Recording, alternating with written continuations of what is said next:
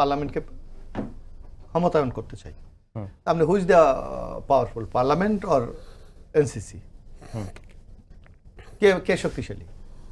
নিঃসন্দেহে parliament. Parliament. যদি আপনি পার্লামেন্টকে শক্তিশালী করেন, যে প্রস্তাব এনসিসি দেওয়া হয়েছে, আমরা এনসিসির বিরুদ্ধে এই কারণে আপনি সার্বভৌম বাংলাদেশ চাচ্ছেন, তাহলে যদি পার্লামেন্টের বিকল্প যদি আরেকটা শক্তি আপনি দাঁড় করান, তাহলে পার্লামেন্টের সে গুরুত্ব থাকে না।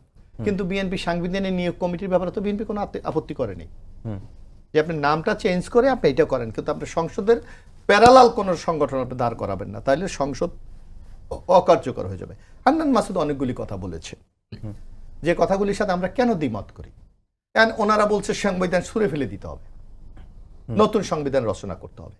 তো নতুন সংবিধান রচনা যদি আপনি করতে চান, তাহলে 5 তারিখ হয় আপনি কেন সাংবিধানিক সরকারের অধীনে আপনি শপথ নিলেন, কেন রাষ্ট্রপতির অধীনে শপথ নিলেন? আপনি তো সেই দিনই শহীদ মিনারে গিয়ে অথবা সোহরাওয়ার্দী উদ্যানে গিয়ে আপনি বলতে পারতেন এটা বিপ্লবী সরকার, এটা গণ অভ্যুত্থানের সরকার। আপনি তো তা করেন নাই।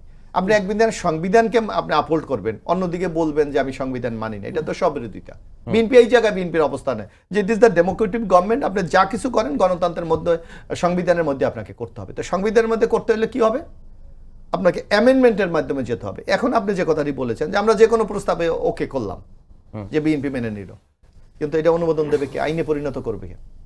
পার্লামেন্ট। পার্লামেন্টে পাস করতে হবে, রাজনৈতিক দলগুলির আসতে হবে।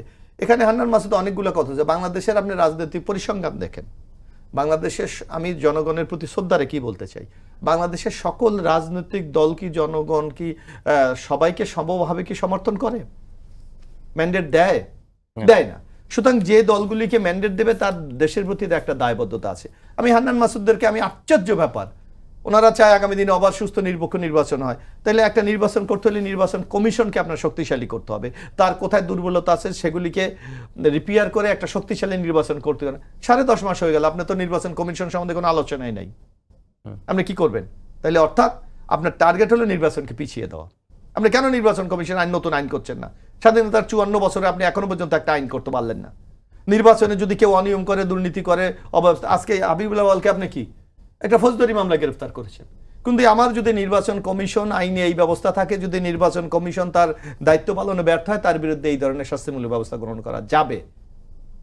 আজকে যদি নির্বাচন কমিশনের আইনে দেখেন, হাবিবুল আওয়াল বলেন বা নুরুল হুদার বলেন, আপনি কোনো ব্যবস্থা নেওয়ার কোনো আপনার ক্ষমতা আপনার ওখানে নাই। সুতরাং এই জায়গাগুলিকে কিন্তু আপনার অ্যাড্রেস করা হচ্ছে, সেগুলি কিন্তু হচ্ছে না। বরং এখানে আমার কনস্টিটিউশন ছুঁড়ে ফেলতে হবে, আমাকে সেকেন্ড রিপাবলিক করতে হবে, আমাকে ওই যে গণপরিষদ করতে হবে, যেগুলির সাথে জনগণের খুব সম্পৃক্ততা আছে বলে আমরা মনে করি না।